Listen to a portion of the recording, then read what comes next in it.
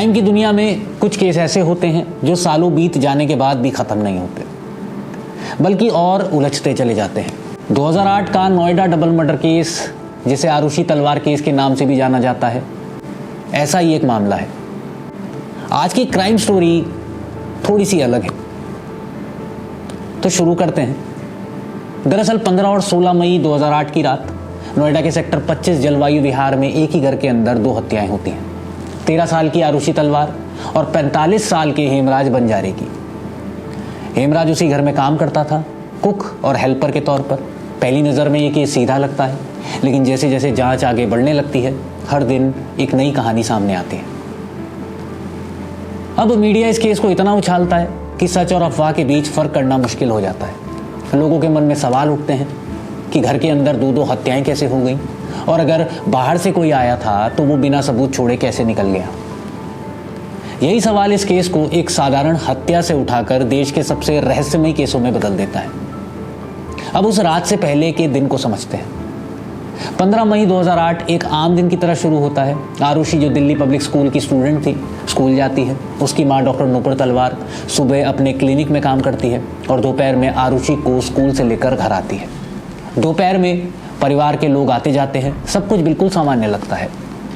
शाम को नूपुर अस्पताल जाती है और करीब 7:30 बजे घर लौट आती है। दूसरी तरफ पिता डॉक्टर राजेश तलवार दिन भर अपने काम में व्यस्त रहते हैं। कॉलेज में पढ़ाना, क्लिनिक में मरीज देखना। रात करीब 9:30 बजे वो घर लौटते हैं। ड्राइवर उमेश शर्मा उन्हें छोड़कर जाता है और हेमराज को कार की चाबी और बैग देता है। उसी समय उसने आखिरी बार आरुषि और हेमराज को जिंदा देखा था। रात का खाना होता है और फिर एक छोटा सा खुशियों वाला पल आता है। आरुषि को एक डिजिटल कैमरा गिफ्ट किया जाता है, जो उसके जन्मदिन के लिए पहले से मंगाया गया था। वो अपने माता पिता की तस्वीर खींचती है। आखिरी फोटो करीब 10:10 पर ली जाती है। इसके बाद सब अपने अपने कमरे में चले जाते हैं।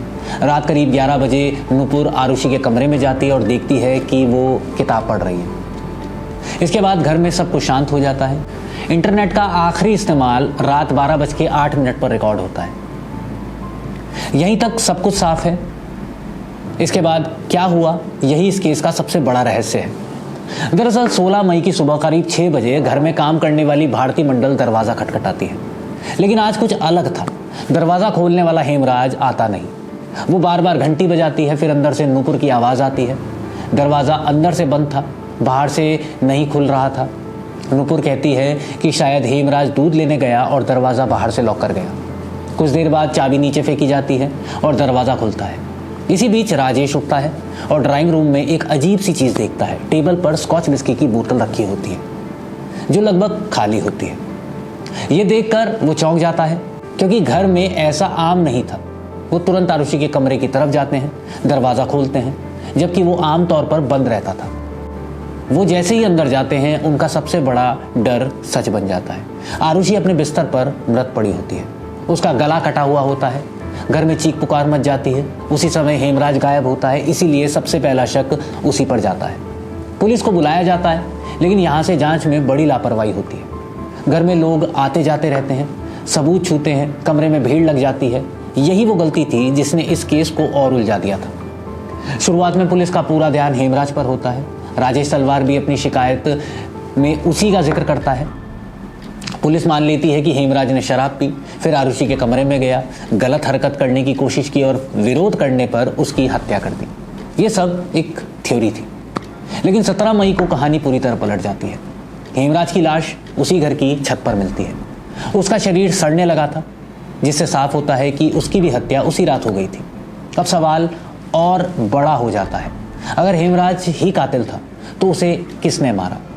पुलिस पर भारी दबाव आता है। फिर शक की सुई धीरे धीरे घर के अंदर घूमने लगती है। पुलिस थ्योरी बनाती है कि शायद राजेश तलवार ने किसी आपत्तिजनक हालत में आरुषि और हेमराज को देखा और गुस्से में दोनों की हत्या कर दी। ये थ्योरी मीडिया में लीक हो जाती है और पूरे देश में सनसनी फैल जाती है। लेकिन तलवार परिवार इसे पूरी तरह गलत बताता है और कहता है कि पुलिस अपनी गलती छुपाने के लिए उन्हें फंसा रही। मामला आगे बढ़ता है और जांच सीबीआई को दे दी जाती है।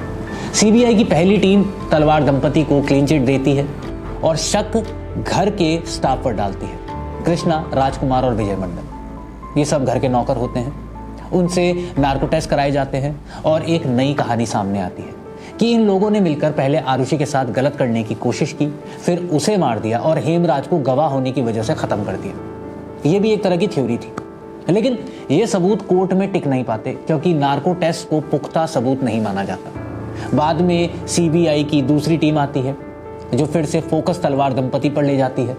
2013 में सीबीआई कोर्ट तलवार दंपति को दोषी मानते हुए उम्र कैद की सजा सुनाती है, लेकिन इस फैसले की काफी आलोचना होती है क्योंकि इसमें सीधे सबूत नहीं थे, सिर्फ परिस्थितियां थी।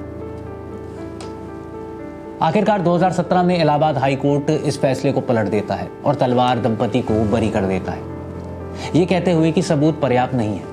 आज इतने साल बाद ये केस अनसुलझा है, ना ये पूरी तरह साबित हो पाया है कि असली कातिल कौन था और ना ही ये कि उस रात घर के अंदर हुआ क्या था।